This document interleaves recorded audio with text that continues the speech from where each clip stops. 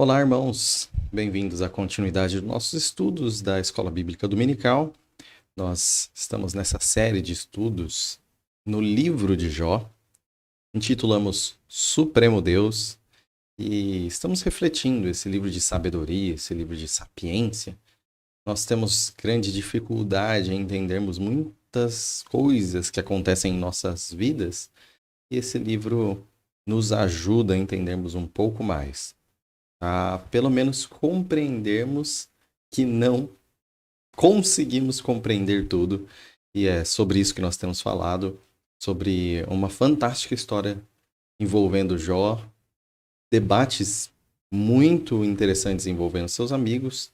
E nas últimas aulas nós temos falado sobre estes debates, sobre essas conversas, e hoje a gente continua a partir do silêncio dos amigos de Jó, daqueles 3 amigos, pelo menos, de Jó, e das últimas aulas que nós tivemos esses 3 ciclos de debates, ou seja, nessas últimas aulas onde nós vimos os amigos de Jó falando e Jó respondendo a cada um deles, isso se encerrou no último ciclo, no terceiro ciclo, no último domingo.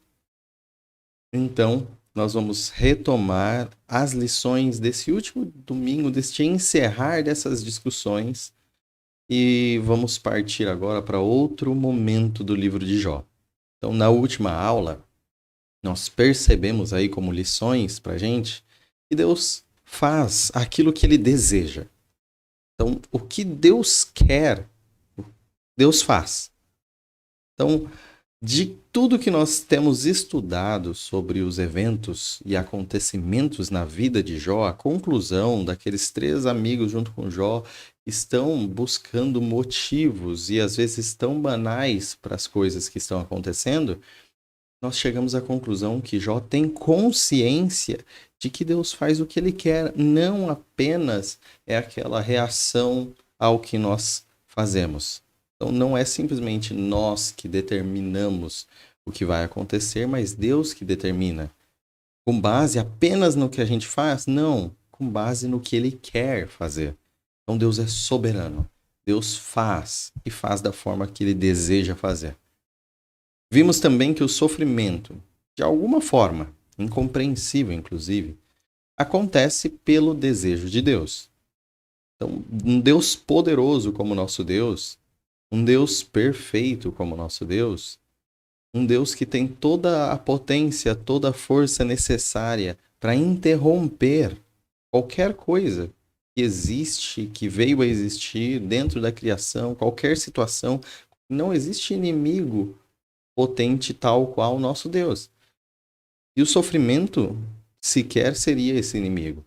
Deus pode frear o sofrimento. Deus pode eliminar o sofrimento. Deus pode não deixar acontecer o sofrimento. Então, de alguma forma, se acontece, faz parte do grande plano de Deus. De que forma faz parte, nós não conseguiremos entender por completo. Nós não conseguiremos compreender, porque não conseguimos sondar ao Deus infinito. Então, de alguma forma, o sofrimento acontece. E aí nós temos um debate muito grande entre esses amigos, falando que a forma é simples. Falando que a fórmula do mundo é muito simples. De que o sofrimento acontece porque a pessoa pecou, e se a pessoa se arrepender, vai parar de sofrer. Então a fórmula para os amigos de Jó é uma teologia manca, uma teologia frágil, porque não entende o mistério do justo sofrer, ou o mistério, como Jó mesmo argumenta, do ímpio ter felicidades. Então, esse tipo de informação que não é tão simples, em últimas instâncias, pensando bastante, tentando elevar a sabedoria, a compreensão. Então, nós temos um grande desafio interpretativo dos caminhos de Deus e nós devemos entender a nossa limitação. Então, de alguma forma, o sofrimento acontece e se acontece é pelo desejo de Deus. E por último, nessa aula tão profundo que nós tivemos, conhecemos apenas o sussurro, não compreendemos o trovão da voz de Deus. Ou seja, o falar de Deus, comunicar de Deus, dos seus caminhos, do seu caráter, de quem ele é, do que ele faz, tudo isso nós temos revelação. Nós temos o que chegou a nós desse Deus que se revelou, pois sem a revelação dele mesmo, nunca entenderíamos, conheceríamos a ele. Mas de tudo que nós podemos nos debruçar em conhecer, entenda, é apenas um sussurro. É apenas um breve balbuciar de palavras bem suaves. Como neste sussurro nós já não entendemos tudo, debruçamos, precisamos entender teologia, nós precisamos discutir assuntos, precisamos entender de uma forma lógica e racional, mas não podemos transformar apenas e simplesmente em lógica e raciocínio, mas também em oração, em busca, em buscar a revelação de Deus mesmo através do Espírito Santo, abrir os nossos olhos para entender suas escrituras. Então, seja o labutar, seja o orar, a gente tem que fazer para conhecer mais e compreender mais sobre o sussurro. E a maravilha de conhecer Deus é inigualável em nossa vida, mas conheceremos apenas o sussurro. O trovão da voz de Deus, como poderíamos conhecer? Se o pouco simples e suave de Deus que, comparado à sua infinitude, nos é revelado, imagine o trovão da voz de Deus. Imagine as coisas mais perturbadoras à nossa mente limitada. Então, realmente não podemos compreender Deus por completo, não podemos compreender por totalidade o nosso Deus. Senão, teria uma barreira destruída entre quem nós somos e quem Deus é. Pois bem, continuando então e tomando uma grande conclusão sobre o que esses três amigos têm falado, esses três amigos não têm aceitado o sofrimento na vida do justo, então acusam o justo só porque não aceitam o sofrimento. Temos essa reflexão. Em vez de insistir em evitar o sofrimento, no que não temos muito êxito, na verdade, talvez devamos começar a entrar no sofrimento, participando na medida do possível, penetrando no mistério e procurando Deus à nossa volta. Em outras palavras, devemos deixar de sentir pena das pessoas que sofrem e, em vez disso, olhar para elas, aprender delas e, se permitirem, juntar-nos a elas em protesto e oração. O sofrimento compartilhado pode ser dignificante e transformador de vida. Quando observamos o sofrimento, as orações e a adoração de Jó, vemos que ele preparou um caminho de coragem e integridade a ser seguido por nós. Nessa reflexão, então, evitar o sofrimento é algo que a gente nem faz direito, mas muitas vezes nós buscamos.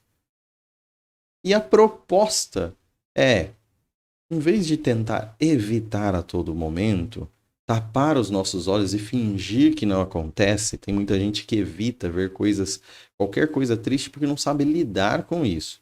Em vez de a gente começar a evitar o sofrimento, e evitar o sofrimento dos outros, evitar saber de problemas dos outros, que tal se a gente entendesse finalmente que o sofrimento faz parte dessa vida e, a partir do sofrimento do próximo, tentar participar desse sofrimento.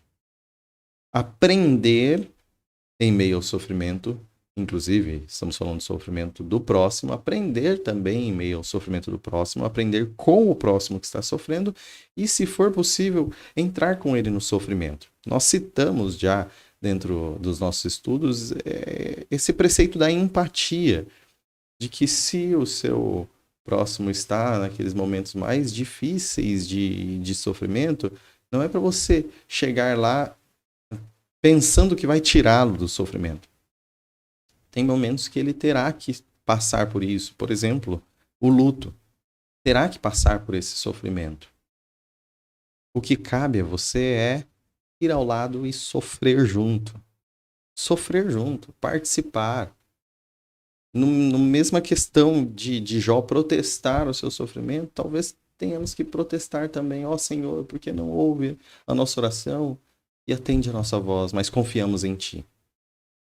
Então, esse momento de protesto e oração, levando-nos à piedade, alicerçando-nos à fé, sabendo que isso não é o sofrimento em si é o ideal.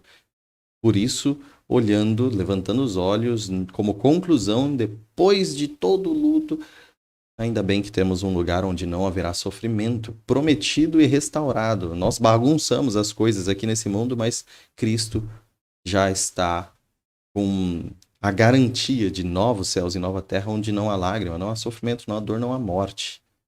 Então, tudo isso nós podemos entender um pouco melhor e lidar, e devemos lidar um pouco melhor com o sofrimento em nossas vidas. Mas essa experiência, que pode ser dignificante, transformadora, também nos chama atenção ao modo de que Jó sofreu. E Jó, então, trazido nessas escrituras por Deus, o exemplo dele, fica como um modelo, sim, perfeito? Não. Mas sim, um modelo para nós seguirmos de como passar com integridade, coragem e perseverança, como o próprio Epístola de Tiago coloca, exemplo de paciência para todos nós. Pois bem, não podemos então seguir os amigos de Jó, que não entendiam essa sabedoria em meio ao mistério da vida, o mistério do sofrimento, mas Jó também, por mais que mostrou-se muito mais conhecedor do que os seus amigos, não é um pleno conhecedor de tudo. E a sua reflexão e seus lamentos mostram apenas que seus amigos estavam muito errados, mas não mostram conclusões das mais adequadas ainda. Neste momento, nós partimos das discussões e caminhamos para os monólogos. Agora não terão homens discutindo com homens em argumento e resposta. Nós teremos pessoas discursando, pessoas se levantando, falando e terminando a sua fala. Depois, uma nova pessoa fazendo a mesma coisa, depois alguém incomparável fazendo a mesma coisa. Então, monólogos, não diálogos. Os grandes discursos, mas nenhuma resposta direta ou contestação dentro do que está sendo falado. E o principal nessa aula, nesses 2 primeiros monólogos que nós vamos tratar, é a origem da sabedoria. De onde vem a sabedoria? Qual é a origem da sabedoria? Para iniciarmos então esse tema em busca da sabedoria, Jó 28, 1, 2, 12, 15, 23 e 28. Essa coletânea de versículos como nós temos feito, para entendermos um pouco mais sobre este levantar de voz de Jó no seu monólogo. Nenhum dos amigos agora consegue, aqueles 3 amigos, nenhum deles consegue responder a Jó. E agora passamos para um monólogo que diz, em versículos selecionados aí: existem minas de prata e locais onde se refina ouro. O ferro é extraído da terra e do minério se funde o cobre. Onde, porém, se poderá achar a sabedoria? Onde habita o entendimento? Não pode ser comprada, mesmo com o ouro mais puro, nem pode pesar o seu preço em prata. Deus conhece o caminho. Só Ele sabe onde ela habita. Disse então ao homem: no temor do Senhor está a sabedoria, e evitar o mal é ter entendimento. Palavras de Jó no seu monólogo, falando sobre a sabedoria de uma forma muito interessante. Estamos lembrando que o livro de Jó é um livro muito antigo, de uma antiguidade considerável.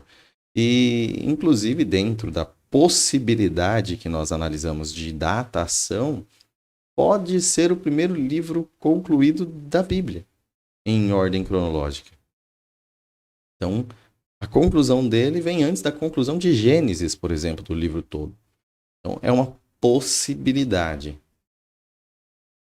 Neste momento, por exemplo, como nós vemos em Gênesis, nas primeiras civilizações, ou chegando para a época, praticamente para a época patriarcal, dos grandes patriarcas, a importância, então, principalmente lá nos pais dos que mexem com minérios, né, como Tubal-Caim, em Gênesis, vemos, inclusive pela história ou pela antropologia, pelos estudos, de que os minérios são muito importantes.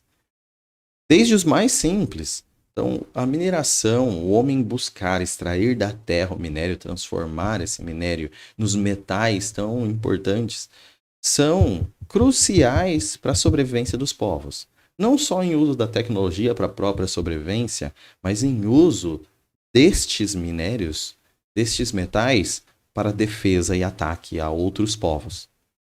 Então, é muito importante desde essa época, os minérios, a extração, coisas realmente valiosas para defesa e ataque de povos, por exemplo, para melhores armas e tecnologia, ou utilização mesmo em tecnologia para sobrevivência, em fazer todo tipo de material para conforto e utilização do homem. Mas ainda temos os minérios aí citados, aqueles metais preciosos. Até o ouro está sendo citado, a prata está sendo citada. A importância, então, desses minérios é gigantesca para estes povos, muito fundamental para eles e também muito valiosa, preciosa para todos nós, até hoje em dia. Então, o homem, ele pode encontrar esses minérios, ele pode desbravar aí os locais dessa natureza que nós temos, onde há jazidas deles, onde há grandes fontes para descobrir e extrair essas preciosidades todas. Porém, ele faz essa comparação do homem descendo, por exemplo, numa mina e fazendo essa extração pelo suor do seu rosto, pela sua competência e a sabedoria. Parece-nos muitas vezes que a sabedoria é da mesma forma. Você vai até alguma gruta, alguma caverna, alguma mina e vai descer no local mais baixo dela e extraí-la com grande suor. Como assim? Através de ir atrás de grandes conhecimentos, grandes livros, trabalhar muito, muito, muito para expandir o seu conhecimento. Isso seria buscar e extrair a sabedoria. Não funciona assim, segundo Jó. A sabedoria não vem do esforço humano. A fonte da sabedoria é Deus. A fonte da sabedoria não é nenhum local da criação, mas é o próprio Criador. Então não adianta você se esforçar ao máximo com todas as suas ferramentas, com toda a sua competência e dizer: eu vou encontrar hoje a sabedoria por mim mesmo, por meus esforços. É impossível. Então o homem não pode, não tem esse poder, essa potência de extrair a sabedoria. Então o que cabe ao homem se ele deseja ser sábio? Jó conclui: tema a Deus, se desvie do mal. Tema a Deus e se desvie do mal. Essa sabedoria que muito tem em sua palavra a ver com a habilidade do homem. Então, habilidade, alguma competência, tem muito a ver com inteligência também. Mas essa competência, essa habilidade do homem, podemos definir como uma habilidade, essa sabedoria, como algo que nós temos para viver bem no mundo de Deus. Para viver bem no mundo de Deus. A própria inteligência que nós vemos no mundo hoje em dia, muitas vezes entendemos que sim, ela é desenvolvida e entregue por Deus aos homens como capacidades, habilidades, para viver bem. Só que eles ignoram que esse viver bem no mundo, esse mundo é de Deus. E muitos ignoram que Deus é o Senhor desse mundo e não vivem assim.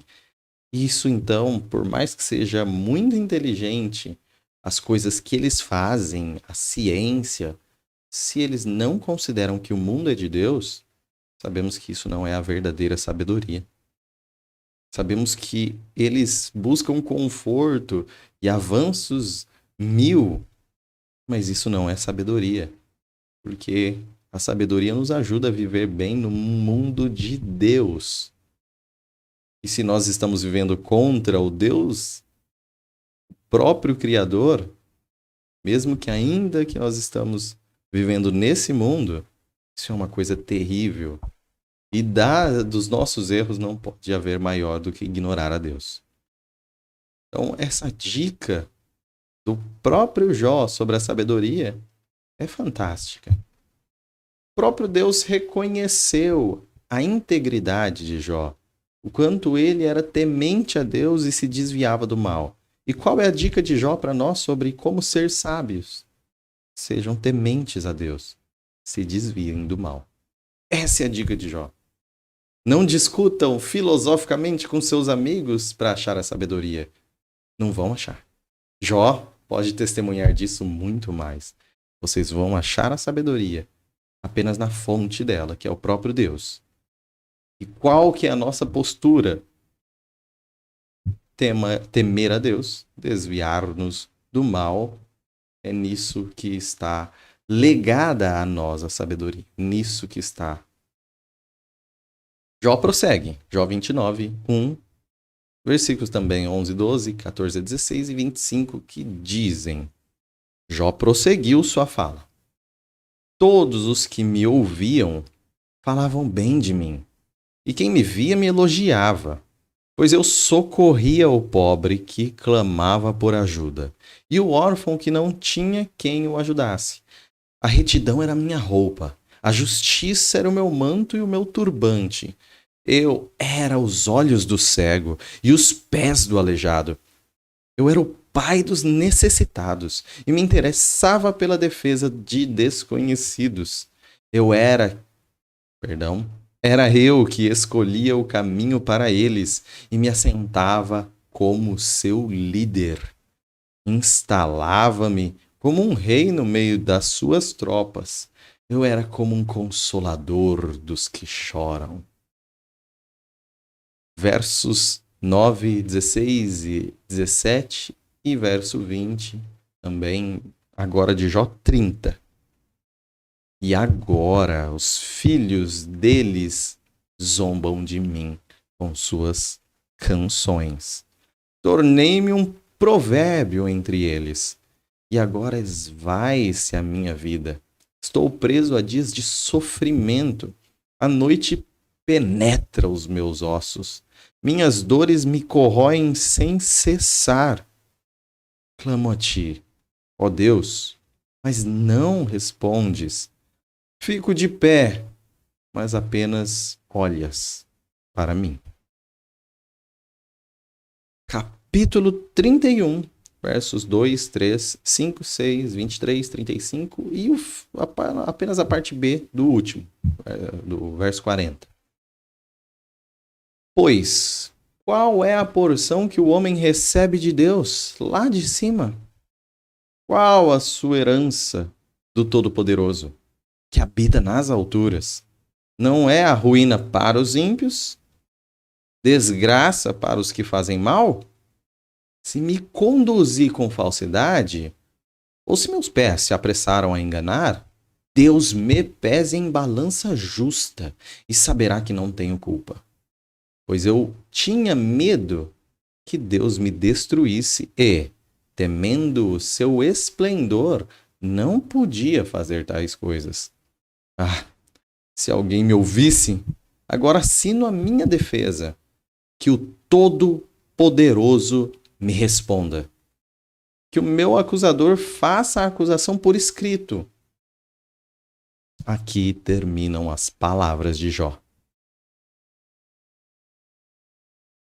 Bom, Nós tivemos nestes 3 capítulos que se seguem, ainda Jó sozinho falando, por isso um monólogo. E ele tem uma visão, agora exposta, um pouco complicada, vamos dizer assim. Se nós resumirmos o que ele disse em tudo isso, é que ele é justo. A grande defesa de Jó, inclusive que calou os seus amigos, foi que ele é justo. E não foi achada nele nenhuma injustiça que eles pudessem acusar. Ele começa lembrando sobre a glória passada. Ele começa lembrando um pouco daqueles bons tempos. Tempos de ouro. Como esse passado foi de grande valor. Todos aqui se reuniam para me ouvir. Eu era praticamente um líder deles. O pobre eu ajudava. Ele fazia muitas coisas pelo seu próximo. Então, tudo aquilo que foi defendido por Zofar e Elifaz, primeiro Zofar, depois Elifaz entrou na mesma onda, de que a possibilidade de um rico ter pecado era muito grande, então provavelmente ou enriqueceu injustamente ou deixou de amparar o pobre. Isso realmente é tudo balela. O testemunho que Jó dá, e logicamente falando de coisas públicas, que toda a cidade sabe, ou seja, é algo público, é que ele é excelente nisso. Seja no seu caráter, seja na sua preocupação com o próximo. Então, está totalmente por terra, já havia sido contestado por Jó e agora está totalmente destruído esse argumento, tanto que eles nem abrem mais a boca, eles não têm mais o que inventar sobre Jó. Só que Jó faz a comparação desses tempos áureos da sua vida com a aflição que ele está no tempo presente. Isso traz um lamento muito grande para Jó. Ao ponto dele chegar à conclusão que Deus não o ouve. De que Deus simplesmente o vê de pé, mas permanece apenas vendo. Não reage, não fala, não dá respostas, não mostra. Permanece em inércia, parado, enquanto Jó deseja ouvi-lo. Nas conclusões sobre isso, Jó começa a tomar algumas conclusões. Ele disse: se há justiça, que me valeu ser justo? Na verdade, se há injustiça, perdão, que me valeu ser justo? Se não há uma retribuição justa, do que valeu eu manter minha integridade? Então, se de alguma forma não há uma retribuição, olha Jó caindo nas grandes armadilhas dos seus amigos, ou no mesmo raciocínio de que não é errado, de que há uma justiça e que se você fizer o bem, terá o bem, se você fizer o mal, terá o mal. Isso é fato. Só que é um fato que não pode ser isolado do todo mais que acontece, que é a graça, por exemplo. A graça, neste enredo, não é compreendida. E o que eles precisam entender é a graça. O que eles precisam entender é o mistério e as coisas que nós não podemos explicar. Então, Jó, de alguma forma, está olhando se há uma retribuição injusta, se há, então, um ímpio que sorri e um justo que sofre, de que me adiantou ser justo? De que me adiantou permanecer íntegro? Ele começa a questionar isso. Mas que ele não pretende, já vimos, ele já disse, eu vou terminar minha vida dessa forma, justo. Não pretendo abandonar, não estou questionando a ponto de deixar a fé, mas estou questionando a ponto de não entender nada sobre a fé. É isso que Jó está dizendo. E nesse âmbito ainda, ele disse que temer a Deus fazia obedecer a Deus. Então ele respondia positivamente a tudo que Deus exige do homem, dentro da possibilidade de Jó, por ter medo. Ter medo de sofrer, de Deus pesar a sua mão sobre ele. Mas Deus, mesmo sem ele se perverter ou deixar os caminhos de Deus, Deus o destruiu do mesmo jeito. Deus pesou sua mão sobre ele do mesmo jeito. Então Jó fala de que me vale.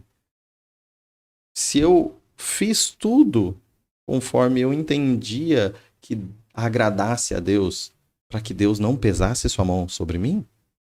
De que adiantou se Deus ainda assim pesou sua mão sobre mim? E ele assina as suas últimas palavras com um grande pedido, ousadíssimo, ousadíssimo, dizendo: eu me defenderia perante Deus. Mesmo com algum acusador lá fazendo intermédio. Nesse caso, a gente sabe. Nós que lemos o capítulo 1º e 2º, sabemos que o acusador direto de Jó é o próprio Satanás. E ele falou: pode dar um papel e caneta para Satanás e ele registrar todas as acusações. Eu quero chegar perante Deus e vou me defender. Vou me defender. Ele está garantindo que ele não fez nada de errado e que ele tem poder o suficiente de defesa de si mesmo. Bom, se Jó até então não tinha severos tropeços com a sua palavra, agora ele mostra qual é a debilidade, qual é o problema. Mas se os amigos de Jó estão calados, estes 3, ele faz Bildade e Zofar, não vão responder mais. Partimos agora para um terceiro amigo. Para um quarto amigo. Partimos agora para um quarto amigo até então não citado.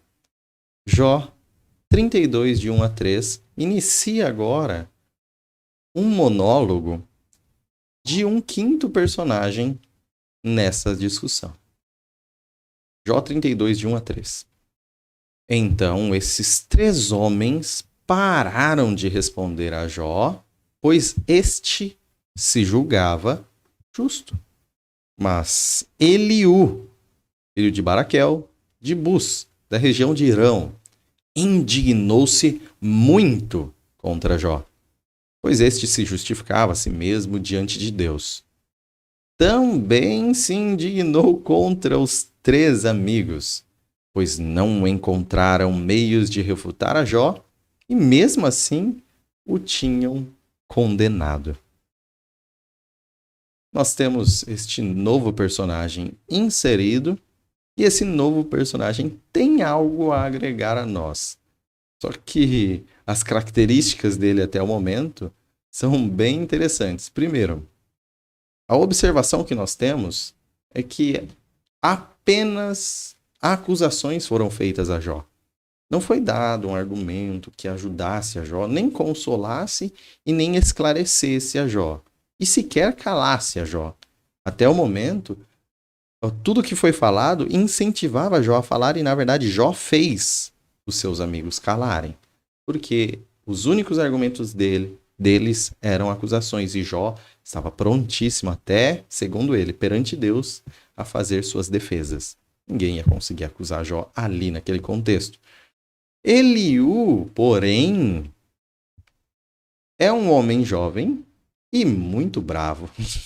Está muito indignado com os 4. Os 3 amigos, ele está indignado. Jó está indignado. Contra Jó está indignado. Contra Jó é por quê? Porque Jó se coloca como justo perante Deus. Eu sou justo. Mesmo perante Deus, eu sou justo, eu sou justo, eu sou justo. Eu tenho consciência de que Deus é muito acima, muito maior, faz o que quer. Jó mostrou consciência do tamanho de Deus em tudo, e muita adoração e reverência sim, mas ele também se coloca num palanque muito, muito, muito puro. Então, isso indignou Eliú. E contra os amigos, porque eles estavam injustamente condenando a Jó. Eles deveriam trazer sabedoria, na verdade, eles só trouxeram acusações, e isso indignou muito Eliú. Ele prossegue, inclusive, ele demora muito para entrar em si nos argumentos dele, começa a falar, agora eu vou te ensinar, agora eu vou ensinar vocês, eu sou jovem, mas vou ensinar. Ele fica bastante tempo ensaiando a fala dele, e depois ele começa o conteúdo dele, dizendo, separando alguns versículos aí, Jó 32, 7 e 8, depois já para o 33, 8 a 10, e por fim o verso 12 do capítulo 33. Estes versos dizem: os que têm idade é que devem falar, pensava eu.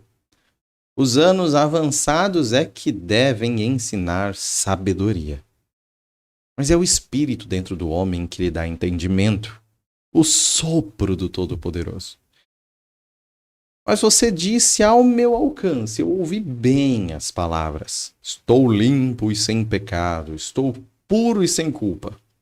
Contudo, Deus procurou em mim motivos para a inimizade. Ele me considera seu inimigo. Mas eu lhe digo que você não está certo, porquanto Deus é maior que o homem. Deus é maior que o homem.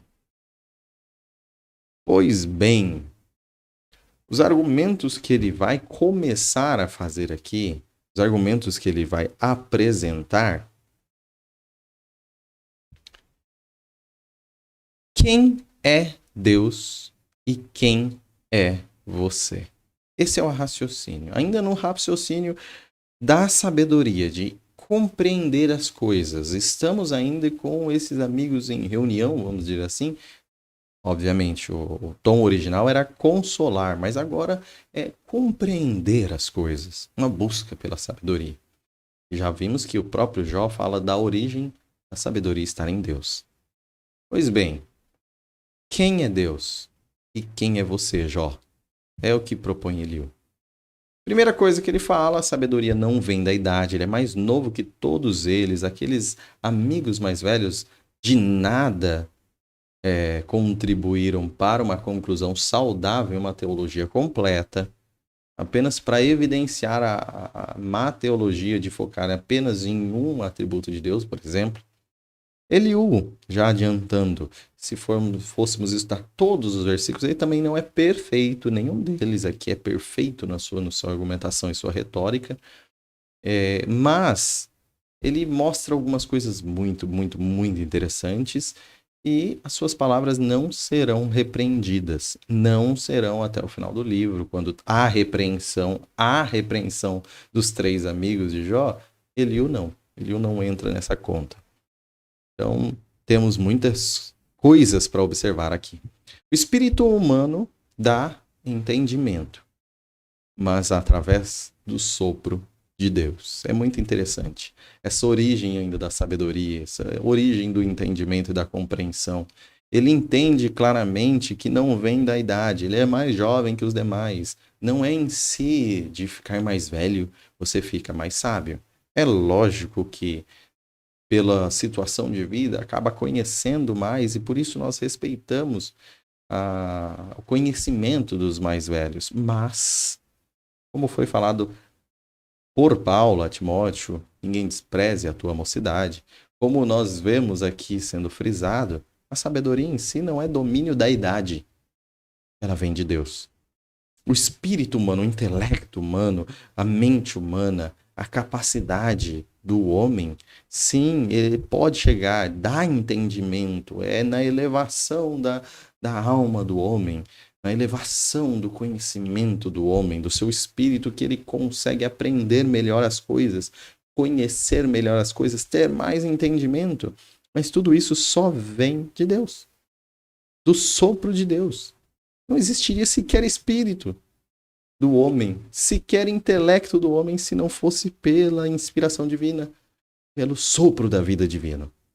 Então, até a nossa mérito no conhecimento não é um mérito nosso, original nosso, mas original de Deus. Até aquilo que nós buscamos é porque Deus nos fez. Então, consequentemente, Deus nos fez buscar. Vem de Deus. Vem de Deus. Nisso eles concordam. Jó diz que a sabedoria vem de Deus. Ele diz que até a nossa capacidade de buscá-la, buscar o entendimento, é através do sopro de Deus. Ainda prossegue. Deus e o homem demonstram essências incomparáveis.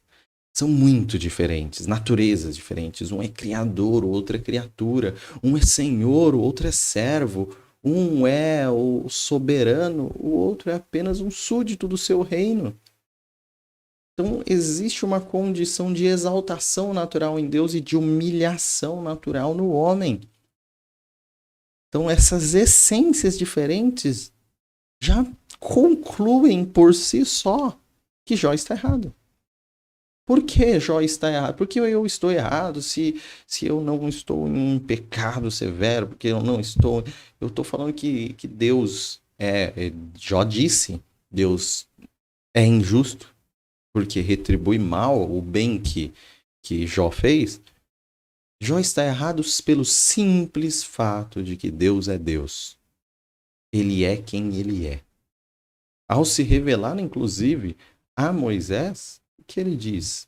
Quando eu for, diz Moisés, ao Egito e perguntarem quem é este que está te enviando, quem é esse Deus que está te enviando, Deus responde: eu sou o que sou.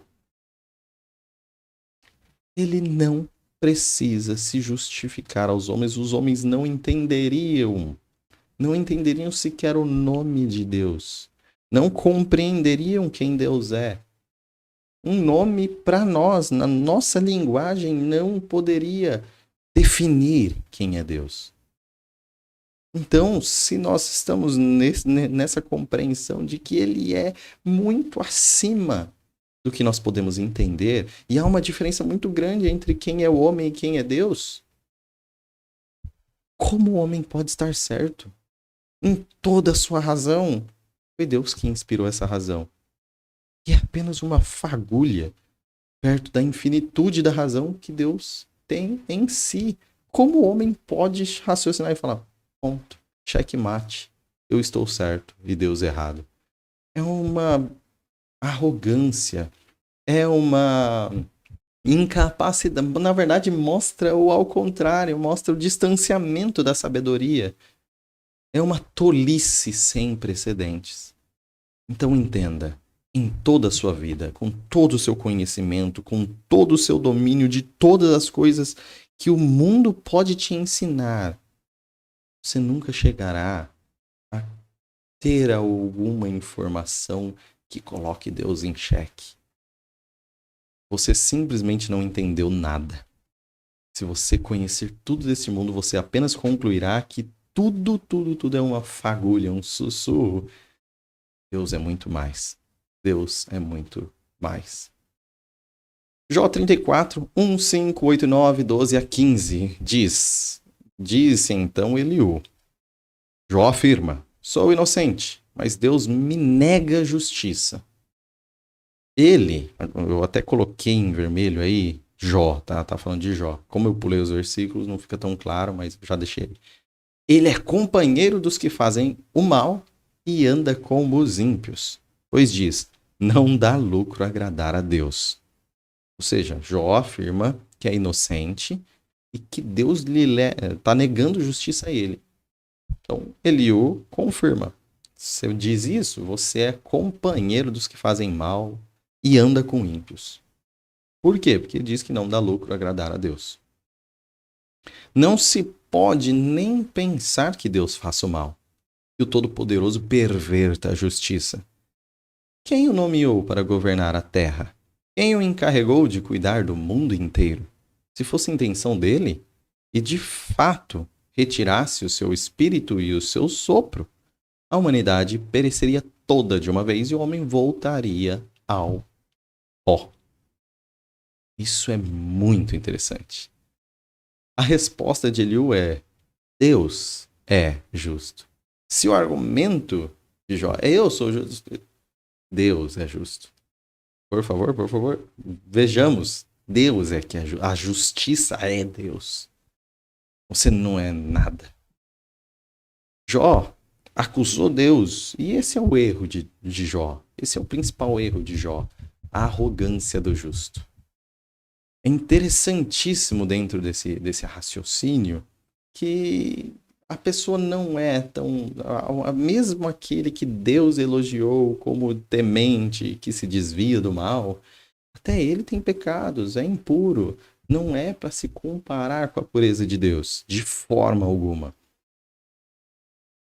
Eu acho interessante que John Piper ainda mostra como se Jó fosse um copo de cristal, assim, cristalino, bem transparente, e com a água também cristalina, bem dentro, assim, que dá para ver o outro lado perfeitamente.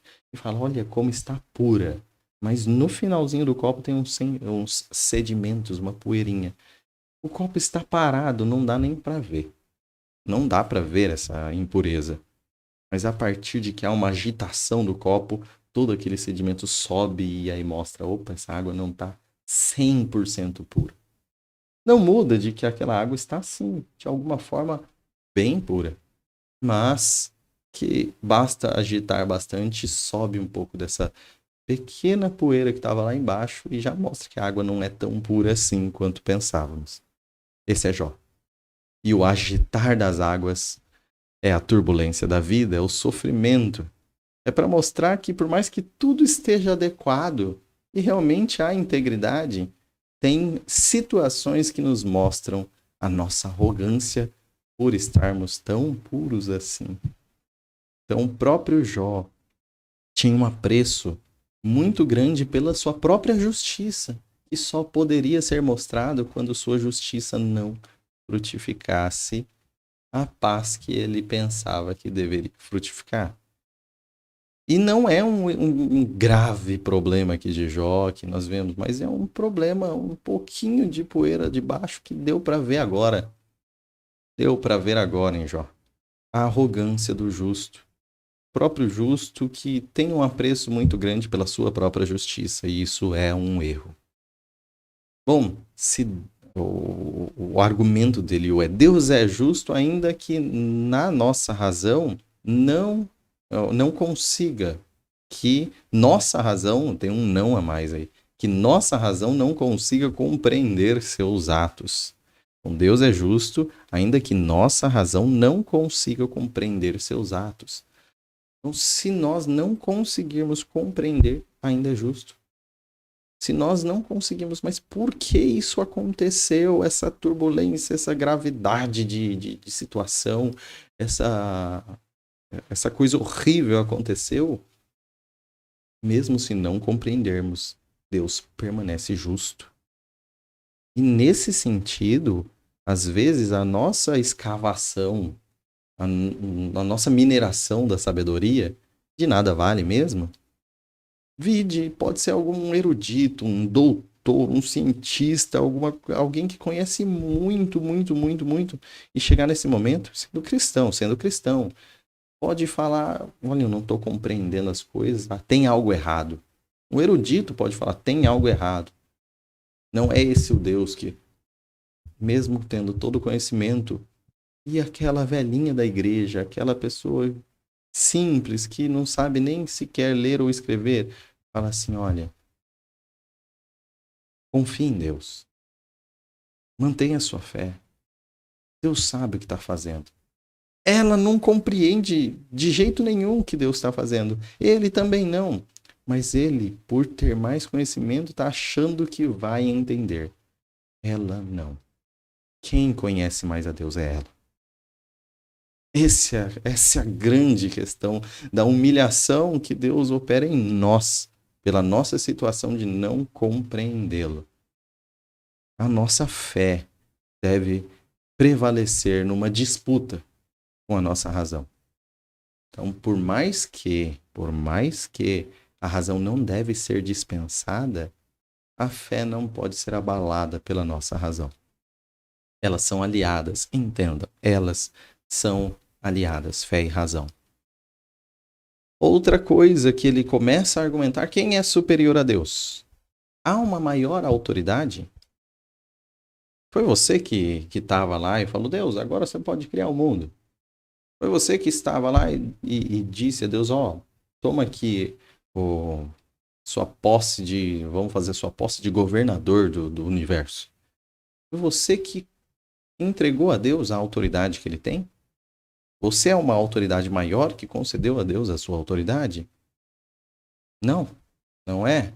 São perguntas claramente constrangedoras feitas a Jó. Então, se você não é superior a Deus, a autoridade maior do que Deus, anterior a Deus, mais poderoso que Deus, como que você está querendo dizer que Deus é injusto e você é justo? E ele chega a uma conclusão fantástica neste argumento, por enquanto.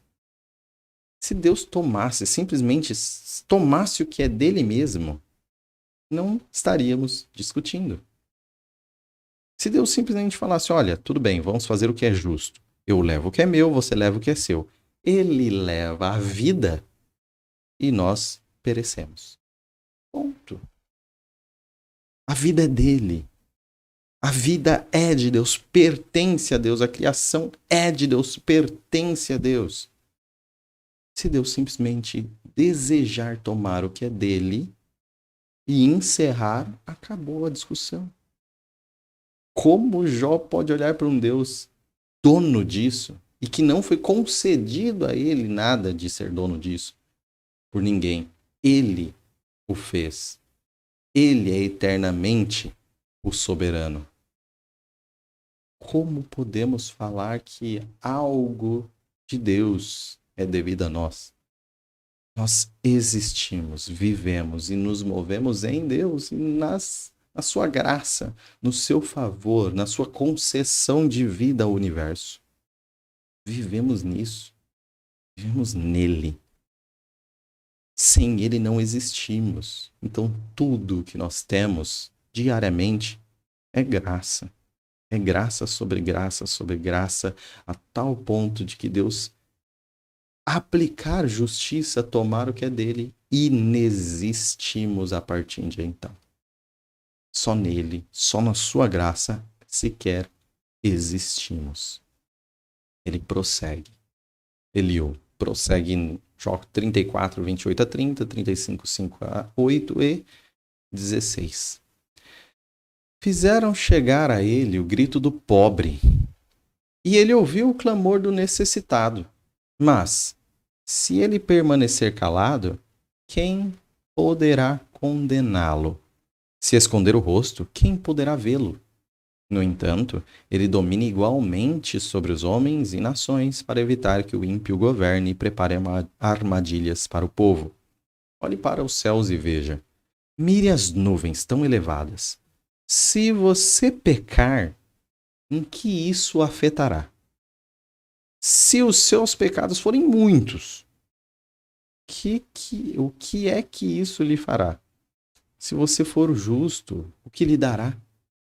Ou o que ele receberá de sua mão? A sua impiedade só afeta aos homens, seus semelhantes, e a sua justiça aos filhos dos homens. É assim que Jó abre a sua boca para dizer palavras vãs. E sua ignorância ele em sua ignorância ele multiplica palavras. Pois bem, então entendam. Limpo só até agitar a água e entender alguma fagulha de sujeira aí, né? Perante Deus, não. Perante Deus, não. Entendam, Deus não tem dívidas com ninguém. Com ninguém. Deus não deve nada a ninguém. Deus não está em situação de devedor e alguém credor de Deus. Deus não deve nada. Por isso fala, se chegar aos ouvidos de Deus aí o clamor do que está sofrendo, se chegar aos ouvidos de Deus o clamor daquele que está necessitado, se Deus não fizer nada, quem pode acusá-lo? Quem pode obrigá-lo a aparecer? Ninguém. Ninguém pode acusar, ninguém pode obrigá-lo a aparecer ou a se manifestar. Porque Deus não deve nada até ao que está sofrendo. Deus não deve, não está em situação de dívida. E se ele conceder que não sofra, é graça. É a mais do que a gente merece. Por si, ele freia a injustiça ainda assim. Ainda assim, Deus, pela sua graça, ele ainda freia a injustiça do mundo. Ele ainda freia os governantes para não acabar o mundo numa guerra gigantesca. Ele ainda freia a nossa maldade para a gente não sair desenfreadamente fazendo as besteiras que o nosso coração pensa. E freia o nosso coração para que ele não pense todas as besteiras do que você tem potencial para pensar. Deus freia a injustiça por sua graça. Você nem imagine se Deus soltasse os freios da nossa injustiça, aonde chegaríamos. Hitler é muito pouco perto de Tiago Dutra. se Deus não fosse gracioso comigo. Sua bondade não alimenta a Deus, os seus pecados não o machucam. Se você for muito, muito, muito bom, Deus não ficará mais saciado. Se você for muito, muito, muito mal, Deus não sofrerá com isso. Não será machucado com isso. Não será danificado com isso. Seja a sua bondade, sua justiça, sua piedade, seja seu pecado, sua perversidade, sua maldade, ambos podem ser feitos ao máximo e Deus continuará o mesmo. Quem é você? Quem é você? Perante esse Deus, você não é nada. Não adianta achar que eu estou fazendo bem agora, eu mudei a Deus. Deus está agora alegre, antes ele era triste. Eu fiz o pecado, Deus está extremamente abatido e depressivo no céu, porque eu pequei muito. Ele só nos diz, seu pecado ou a sua bondade só afetam os homens, só afetam o seu próximo. E você vai ter o fruto de tudo isso. Mas não afetam a Deus. Então, nesse enredo, se Deus desejou mostrar essa arrogância de Jó, balançar aí o copo, mostrar essa arrogância de Jó através do sofrimento, que seja. É esse Deus. É esse Deus que nada deve. É esse Deus soberano. E por fim, creio que por fim, vamos ver. Jó 36, 22 a 26, 37, 4 a 5, 14 a 16, 19 e 23, que diz: Deus é exaltado em poder. Quem é mestre como ele? Quem lhe prescreveu os seus caminhos ou lhe disse: agiste mal? Lembre-se de exaltar as suas obras, às quais os homens dedicam cânticos de louvor. Toda a humanidade as vê. De lugares distantes os homens as contemplam. Como Deus é grande, ultrapassa o nosso entendimento. Não há como calcular os anos da sua existência. Depois vem o som do seu grande estrondo. Ele troveja com sua majestosa voz. Quando a sua voz ressoa, nada o faz recuar. A voz de Deus troveja maravilhosamente. Ele faz coisas grandiosas acima do nosso entendimento. Escute isso, Jó. Pare e reflita nas maravilhas de Deus. Acaso você sabe como Deus comanda as nuvens e faz brilhar os seus relâmpagos? Você sabe como ficam suspensas as nuvens, essas maravilhas daquele que tem perfeito conhecimento? Diga-nos o que devemos dizer a ele. Não podemos elaborar a nossa defesa por causa das nossas trevas. Fora de nosso alcance está o Todo-Poderoso, exaltado em poder, mas em sua justiça e retidão não oprime ninguém. Perante Deus, todo esse raciocínio de Jó vai por água abaixo. Perante Deus, na frente de Deus, todas essas demandas de Jó se dissolvem como se fosse nada. Se nós estamos falando de algo, é certo, é errado, é perverso, é justo, é uma coisa boa, uma coisa ruim, isso não vem de nós. Essa definição do que é bom e que é mal vem de Deus. Deus é a fonte da moral. Deus é a fonte da determinação do que é bom e do que é ruim. O que é bom pertence a Ele. O que contradiz a sua natureza é o mal em si. Então Deus é nossa fonte de moral. Como nós poderíamos acusá-lo como pervertedor da moral? E essa grandeza do que Deus é e também do que Deus faz demanda a adoração dos homens. E ele fala, os homens contemplam, os homens veem essas maravilhas, os homens geram cânticos de louvor a esse Deus. Somos convidados à adoração perante a grandeza de Deus. E até de não entender Deus, somos convidados a louvá-lo ainda mais. Entenda, nada, segundo ele, nada pode destruir seus propósitos maravilhosos e incompreensíveis. Maravilhosos, ele cita nesse texto, a maravilha do que Deus é e quais são os seus propósitos. Só que também incompreensíveis. Não entendemos, mas mesmo assim não deixam de ser maravilhosos e dignos, então, de adoração ao nosso Deus. Você, o último argumento aí, você entende toda a criação, você entende tudo que acontece, você entende como troveja, você entende como as nuvens estão lá, você entende as estações do ano, e ele mostra todas as estações, selecionado aí só uma parte, mas ele vai mostrando as estações e tudo que acontece no mundo. Nós entendemos tudo, nós compreendemos tudo. Muitos diriam aqui, a ciência já compreende muita coisa. Aparece um vírus invisível ao olho, faz dobrar toda a humanidade perante esse vírus.